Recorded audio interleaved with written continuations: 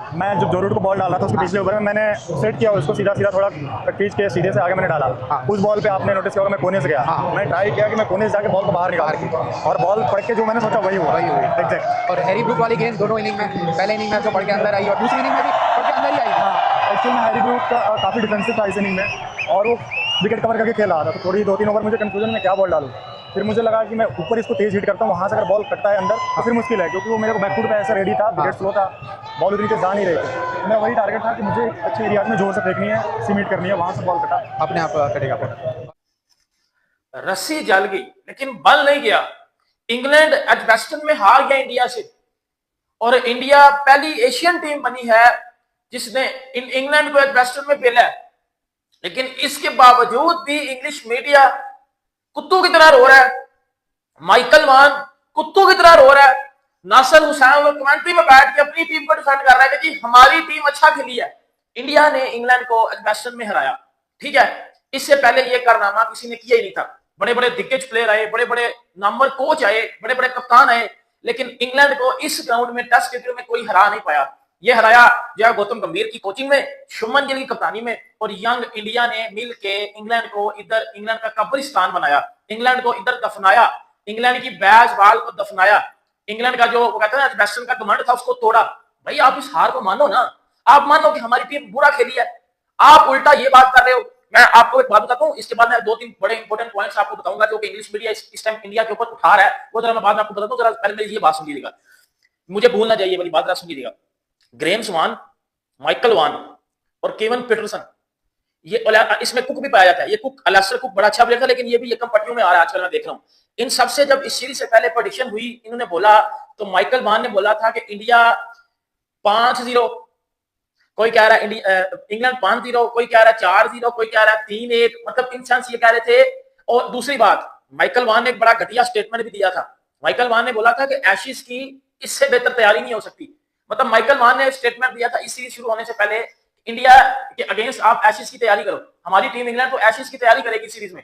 मतलब आप इंडिया को इतना इजी ले रहे थे, आपने इंडियन टीम को इतना बच्चा समझ लिया हुआ था कि भाई हम इनको तो आराम से फेल देंगे, हम तो इनको आराम से हरा देंगे।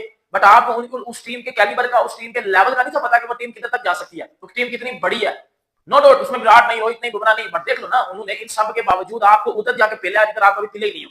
ये होती है क्रिकेट, ये होता है लेवल, ये होती है कमिटमेंट, और इसको कहते हैं पेलना। मतलब उधर ठोका है जिधर आप कभी ठोके ही नहीं हो, ये क्रिकेट होती है ना। अब इंग्लिश मीडिया वाले नासिर हुसैन की आप बात कर लो या ये माइकल वान की बात कर लो, ये शुभमन गिल को क्रिटिसाइज कर रहे हैं कि जी अगर शुभमन गिल के सामने जेम्स एंडरसन और स्टुअर्ट ब्राड होते तो कभी भी शुभमन गिल जो है वो रन नहीं कर पाते। शुभमन गिल के लिए बड़ी जो है वो लकी टाइम चल रहा है कि जी इंग्लैंड की सबसे कमजोर बॉलिंग के आगे जो है शुभमन गिल खेल रहा है। ओ भाई, शुभमन गिल ने आपके घर आके बोला था कि जी हमें इंग्लैंड की ये बॉलिंग दो, आप आर्चर को डालो ना, आप डाल लो, उसको बोलो ब्राड और एंडरसन को रिटायरमेंट वापस लें। शुभमन गिल कुछ भी नहीं बोलेगा। नहीं, शुभमन गिल अगर रन कर रहा है, अगर इंडिया की यंग टीम रन कर रही है, तो आप लोग ये बोल रहे हो कि जी शुभमन गिल के लिए बड़ा लकी टाइम है कि वो जी इंग्लैंड की बच्चा बॉलिंग के आगे परफॉर्म कर रहा है। मतलब आप लोग इतने डेट बन चुके हो, आप लोग इतने घटिया बन चुके हो कि किसी की बैटिंग को ये नहीं कि प्रेज कर दें, किसी की बैटिंग की तारीफ कर दें पाकिस्तानी माइंडसेट की तरह कि भाई नहीं जी ये 2 नंबरी की गई है। तो भाई 2 नंबरी क्या की गई है ना, शुभमन गिल ने, मतलब मैं देख रहा था इससे पहले कि इंडिया के जितने भी प्लेयर्स खेल के जा चुके हैं इंग्लैंड में, राहुल द्रविड़ ने 602 रन बनाए थे, शुभमन गिल उसके ऊपर विराट कोहली थे जिन्होंने 593 रन थे, शुभमन गिल 585 रन बना चुके हैं सिर्फ 2 मैचों में, और 3 मैच शुभमन के रहते हैं। मतलब शुभमन गिल तो 1000 से भी ऊपर रन करेगा। तो आप सब ये बोलोगे कि जी इंग्लैंड की सबसे कमजोर बॉलिंग लाइनअप है, इंग्लैंड की ये है, इंग्लैंड की वो है। आप अपनी मर्जी की पिच बना रहे हो, आप अपनी मर्जी के तरीके जो है वो एनवायरमेंट कंडीशन सब कुछ अपनी मर्जी की दे रहे हो ना, क्योंकि आप होम टीम हो। अगर आप एक मेहमान टीम आपके घर में घुस के रन कर रही है, आपको पेल रही है। हाँ जी, तो एजबेस्टन बर्मिंघम में कभी मैच नहीं जीता इंडिया, पहली बार वहां पे मैच जीता, जो कि बहुत बड़ी बात है, ये कोई मामूली बात नहीं है। और टेस्ट में जीते जाके सेना कंट्री में, ये कोई आम सी बात नहीं है कि हर कैप्टन ही जाके जीत जाता है, बहुत बहुत टाइम लगता है। और अभी आपको मैं बताता चलूं कि Virat Kohli with the 7 victories in SENA countries in test matches में, most by any Asian captain. कितने एशिया के कैप्टन आए, एशिया में जो भी टीमें हैं, पाकिस्तान, इंडिया, श्रीलंका, बांग्लादेश, जितनी भी टीमें हैं उनके कप्तान कितने आए कितने गए, लेकिन आपको सुनने में लगेगा सिर्फ 7 जीते हैं जी विराट कोहली की, 7 है, लेकिन most by any test captain है।